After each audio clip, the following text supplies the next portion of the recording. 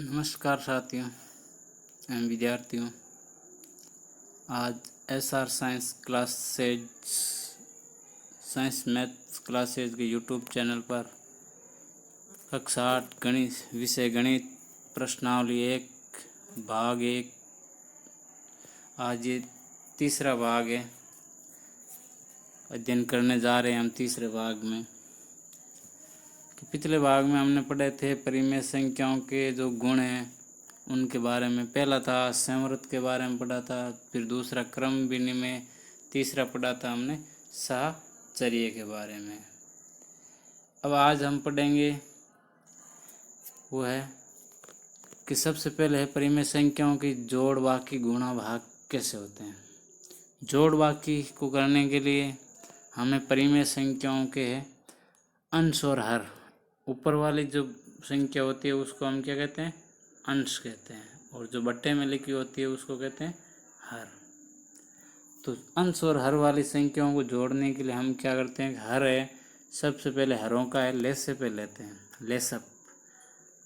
Lace-up का पूरा नाम है लघुत्तम समापवर्ती, लघुत्तम समापवर्ती, जिसको शॉर्ट में लेसअप कहते हैं, और अंग्रेजी में कहते हैं इसको LCM। ये ज्ञात करना हमें आना चाहिए कि लेसअप कैसे ज्ञात करते हैं। तो अब यहाँ पर हमें पहला ये उदाहरण देख लेते हैं, या इस उदाहरण में जो संख्या है उनको बारे में देख लेते हैं कि यहाँ पर संख्याएं दी हुई है कि ज्ञात कीजिए 3/7 प्लस कोष्टक बंद -6/11 कोष्टक बंद प्लस -8/21 कोष्टक बंद प्लस 5/22 वापस कोष्टक बंद। अब इन संख्याओं को हमें हल करना है। तो हल करना है तो सबसे पहले हम इन संख्याओं को है या तो कोष्टक हटा देते हैं। कोष्टक हटाने के बाद में देखो ये चिन्ह आ जाएंगे, ये संख्या वापस इस प्रकार से लिखी जाएगी कि 3/7, ये प्लस माइनस का चिन्ह गुणा हो जाएगा -6/11, फिर प्लस माइनस के 8/21 और फिर प्लस के 5/22, ये इस प्रकार से। अब हमें लेसअप ज्ञात करना है। लेसअप ज्ञात करने के लिए हरों वाली संख्याओं को हमें लिखना पड़ता है, और हर वाली संख्याओं को हम यहाँ पर लिख देते हैं। हर में जो संख्या है उनके बारे में लिख देते हैं। हर में संख्या है देखो 7, 11, 21 और 22, इनका लेसअप ज्ञात करना है। लेसअप ज्ञात करने के लिए इस प्रकार से हम एक चौकड़ी बनाते हैं और संख्याओं को है इस प्रकार से लिख देते हैं, उनके बीच में कोमा का चिन्ह लगा देते हैं। लगा दिया। अब एक लाइन खींचते हैं। लेसअप लेने के लिए सबसे पहले हमारे को ध्यान में रखना चाहिए कि लेसअप जब लेते हैं ना तब केवल अभाज्य संख्याएं हैं वही काम में आती है, और हमारी अभाज्य संख्याएं हैं वो शुरुआत होती है 2 से। 2, 3, 5, 7, 11, 13, 17, 19, 23, ये अभाज्य संख्या हैं। इन्हीं संख्याओं के भाग देना, इसके अलावा किसी संख्या का देना नहीं है। सबसे पहले यदि यहाँ पर किसी संख्या में 2 का भाग जाता है तो सबसे पहले 2 का भाग देंगे। 2 का जाता है 7, 11, 21 और 22 में 2 का भाग गया 11 बार। फिर देखो फिर 2 का भाग जाएगा, नहीं जाएगा किसी में। फिर 3 का भाग 21 में जाएगा और किसी में नहीं जाएगा, तो 3 का दे देते हैं। 3 का भाग 7, 11, 21 में गया 7 बार और 11। फिर अब 7 का जाएगा और किसी का नहीं जाएगा। 1, 11, 1 और 11। अब 11 का भाग देना है। 1, 1, 1 और 1 आ जाएगा। अब इनको गुणा कर लेना है। 11, 7, 77। 11, 7 कितने होते हैं 77, और 77 को 77 से गुणा करोगे तो 7, 154। 77 गुणा 77 कितना होगा 154, और 154 है उसको है 3 से गुणा करना है। 154 को कितने से गुणा करना है 3 से गुणा करना है। 3 से गुणा करो 154 को। 4 3 12 का 2 आंसर लागी। 4 3 12 का 2 आंसर लागी 1। फिर 3 को 5 से गुणा 15 और 1 हासिल का 16, यानी पहले 2 और फिर 6 हासिल लागी 1, और 3 एकम 3 और एक हासिल का 4, यानी इसका लेसेप कितना आ जाएगा 462 लेसेप आ जाएगा। ये इनको गुणा करेंगे तब ये लेसेप आ गया 462। अब हमें आगे प्रश्न को हल करते हैं। 462 आ गया लेसेप। अब वो 462 हमें इसके इन संख्याओं के आधार में लिख देते हैं। आधार में लिख देंगे 462। तो सबसे पहले 7 का भाग 462 में दोगे तो कितने बार जाएगा भाग 7 का भाग 6 7 42 6 बार, पीछे बचे 4 6 66 बार जाएगा। 66 को फिर 3 से गुणा करना है। 66 को 3 से गुणा करोगे 6 3 18 का 8 हासिल लागी 1 6 3 18 और 1 19 198। फिर ये प्लस माइनस का चिन्ह मैंने बताया माइनस का हो गया माइनस के। फिर 11 का भाग इसमें 462 में दोगे तो 11 चौक 44 और 2 42 बार चला जाएगा। 42 को 11 से गुणा करोगे तो 42 और 42 को 11 गुणा करोगे 4 6 2 400 कितना आ जाएगा 11 को 6 से गुणा करोगे। 42 को 6 से गुणा करोगे। 42 को किससे गुणा करना अंश में जो संख्या है 6 उससे गुणा करना 6 दूनी 12 हांस लागी 1 6 24 और 1 25 252। फिर आगे माइनस का चिन्ह और आ जाएगा माइनस का चिन्ह। अब है 21 का भाग देना है इस 462 में 21 2 42 पीछे बच गए 4 हो गए और 42 21 2 42 यानी 22 बार और 22 को 8 से गुणा करोगे 22 8 176। फिर आगे प्लस का चिन्ह है प्लस का चिन्ह। अब 22 का भाग दोगे तो 22 2 44 और 21 बार जाएगा 21 5 105। इनको जब माइनस माइनस वालों को जोड़ लो और प्लस प्लस वाले को जोड़ लो और जो जिस संख्या का मान ज़्यादा उसको घटा देना। तो इसका उत्तर आ जाएगा कितना आ जाएगा -125/62। इस प्रकार से इस प्रश्न को हमें हल कर सकते हैं, इसका मान ज्ञात कर सकते हैं। अब ये कटता नहीं है छोड़ दो इसको यहाँ पर।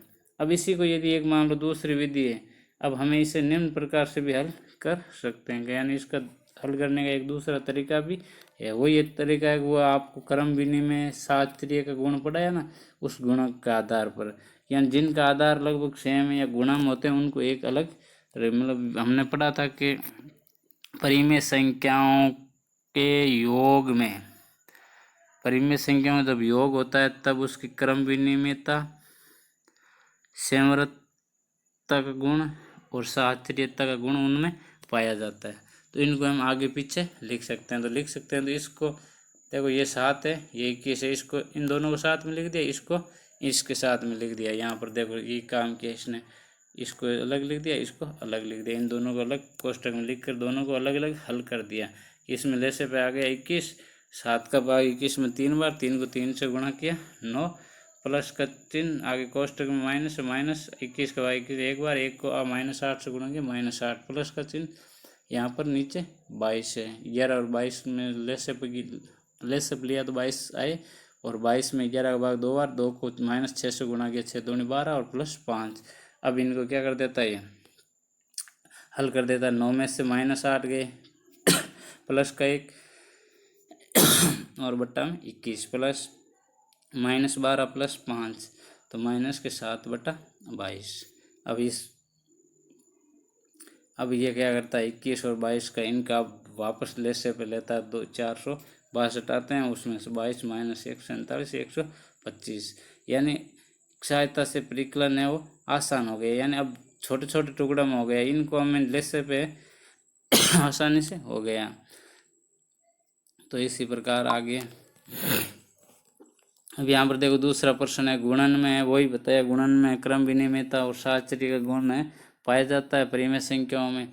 तो इसको इनको गुणा करके इनको गुणा कर लो, हर चाहे बोले इसको और इसको गुणा कर लो पहले, तो बात तो एक ही है। तो हम प्राप्त ये संख्या दी हुई है, यहाँ पर कोष्ट घटाओगे तो माइनस का चिन्ह आ जाएगा, इनको गुणा कर लो, गुणा करके ये संख्या बड़ी बन रही है और उस आधार पर इसको हल कर सकते हैं। या हम क्या करते हैं इसको देखो 5 का भाग देते थे, गुणा में कट जाएगी संख्या पहले हैं। देखो 5 का भाग 15 में गया 3 बार, 4 का भाग 16 में गया 4 बार, 7 का भाग 14 में गया 2 बार, 3 का भाग 3 में गया 3 बार, तो ऊपर क्या बच गया 3 गुणा 2 कितने हो गए 6। और भी घटता है, ये 2 से 2 बार, ये 3 से 3 घट गया, यानी उत्तर क्या आ गया 1/2। अब देखो चिन्ह देखो, माइनस माइनस ऊपर प्लस हो गया, नीचे भी प्लस का है, तो 1/2 प्लस का उत्तर आ गए। यानी आपको छोटे छोटे जो भाग है वो गुणा में यदि सभी संख्या हैं तो आप भाग दे सकते हो, ऊपर नीचे तिरछा भाग जा सकता है। लेकिन ये ध्यान रखना कि बीच में जोड़ का या बाकी का चिन्ह या भाग का चिन्ह नहीं होना चाहिए। गुणा के चिन्ह है तो सभी संख्याओं के बीच में यदि गुणा का चिन्ह है तो ही कटेगी, यदि जोड़ का और बाकी का चिन्ह है या भाग का चिन्ह है तो वो फिर नहीं कटेगी। भाग वाले अलग विधि से हल होगी और जोड़ बाकी का अलग विधि से हल होगी। अब यहाँ पर ये क्रम विनिमयता और साहचर्य के गुण के आधार पर है, यहाँ पर हल करके बताया है, यानी जोड़े बना कर इन दो को अलग बना लिया, इनका अलग बना लिया। वही बात है, इसका 5 का भाग 15 में 3 बार, इसका गया 4 बार, यानी 3/4 माइनस के। और इधर देखो 7 का भाग 14 में गया 2 बार, और इधर 3 का भाग 9 में गया 3 बार, 2/3। अब माइनस माइनस को अब 3 से 3 कर गया, 2 का भाग 4 में, वापस वही एक उत्तर आ गया। अब ये कह रहा है आगे, बता रहा है शून्य। अब हमने गणित में हमें पढ़ा है कि शून्य खोजे आर्यभट्ट ने की थी, भारतीय गणितज्ञ जिनके नाम पर पहला अंतरिक्ष में उपग्रह भी छोड़ा गया है। तो आर्यभट्ट ने जीरो की खोज की थी। अब जीरो की किसी संख्या से गुणा करने के नियम होते हैं कि जीरो से किसी संख्या को हम गुणा करेंगे तो क्या आएगा, जीरो आएगा। यानी जीरो कहता है कि मेरे से जो टकराएगा उसको मैं अपनी तरह गोल बना दूंगा। यानी अपनी किसी भी संख्या यदि जीरो से टकराएगी गुणा में तो वैसे की वैसी हो जाएगी। किसमें, जब हम किसी भी संख्या को जीरो से गुणा करेंगे तब, यानी 5 गुणा 0 तो क्या आ जाएगा, जीरो आ जाएगा। लेकिन योग में जीरो का नियम अलग है, यानी किसी संख्या में हम यदि जीरो को जोड़ेंगे तब क्या आ जाएगी, वही संख्या आ जाएगी। या किसी भी संख्या में से जीरो को हम घटाएंगे तो क्या आ जाएगी, वही संख्या आ जाएगी। लेकिन जब हम गुणा करेंगे तो जीरो आएगा, ठीक है। और जीरो का भाग देंगे तो भी जीरो आ जाएगा, या जीरो में किसी संख्या का भाग देंगे तो भी जीरो आएगा। तो ये ध्यान रखना है कि जीरो है वो गुणा और भाग में तो टकराता है कि मेरे उसको जीरो जीरो कर देता है, और जोड़ और बाकी में खुद है छिप जाता है और वही संख्या आ जाती है। ये सीधा सा तरीका है शून्य का हल करने का नियम। अब यहाँ पर ये बताए हुए आपको जोड़ में बाकी में इसी प्रकार है, यानी किसी भी संख्या में जीरो जोड़ोगे तो वही संख्या आ जाएगी, और किसी संख्या में से जीरो घटाओगे तो वही संख्या आ जाएगी वापस। तो परिमेय संख्याओं के योग के लिए शून्य एक तत्समक कहलाता है। वे पूर्णांक और पूर्ण संख्याओं के लिए भी योज्य तत्समक है। योज्य का मतलब जोड़ना, तत्समक यानी वैसा का वैसा उत्तर आ जाए। यानी 1/2 में ऐसी कौन सी संख्या जोड़ी जाए कि उसका उत्तर है वो 1/2 आ जाए। तो इस संख्या में जीरो जोड़ेंगे या जीरो घटाएंगे तो उत्तर वही आ जाएगा। यदि वो पूछता कि यदि प्रश्न ऐसा दिया होता है कि 1/2 का योज्य तत्समक लिखिए, तब योज्य तत्समक क्या होगा, जीरो होगा, चाहे वो जोड़ में या बाकी में होगा तो जीरो होगा वो योज्य तत्समक। योज्य तत्समक की परिभाषा का मतलब है कि वैसी संख्या वापस आ जानी चाहिए, ये योज्य तत्समक है। फिर आगे अब एक की भूमिका। अब यदि हम किसी भी संख्या को है एक से गुणा करेंगे, एक से भाग करेंगे तो वही संख्या आएगी, लेकिन जोड़ में एक अगला अंक आ जाएगा और घटाव करेंगे तब एक पिछला अंक आ जाएगा। जैसे 5 है, 5 में एक जोड़ेंगे तो अगला अंक 6 हो जाएगा, 5 में से एक घटाएंगे तो उससे पहले वाला अंक 4, ठीक है। ये संख्या हो गई उत्तरवर्ती यानी बाद की, ठीक है। ये हो गई पूर्ववर्ती। ये छोटे छोटे प्रश्न आते हैं रिट में, कई बार राजस्थान पुलिस में पूछ लेता है कि 5 का उत्तरवर्ती होगा अंक होगा, तो 5 में एक जोड़ेंगे तो 6 हो जाएगा उत्तरवर्ती अंक, और 5 का पूर्ववर्ती अंक 4 हो जाएगा।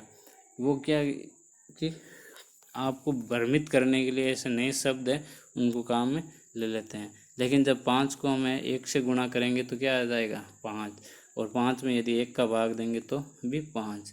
अब यूं या हम इस प्रकार से कहीं दूसरे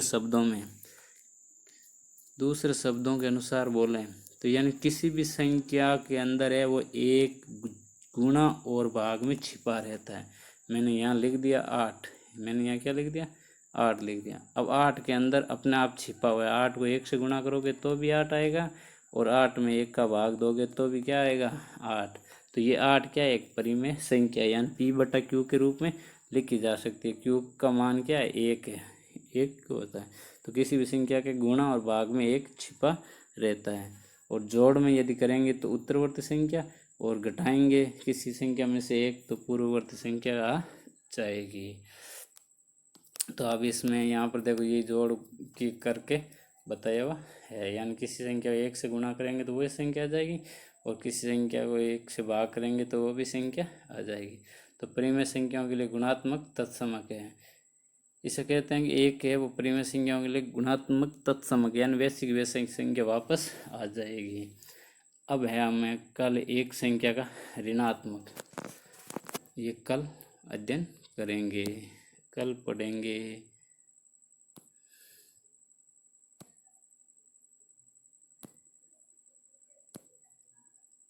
तो आप विद्यार्थियों, आपको आज का लेसन अध्याय कैसा लगा उसके बारे में SR science maths classes YouTube channel पर अपनी राय कमेंट बॉक्स में लिखें।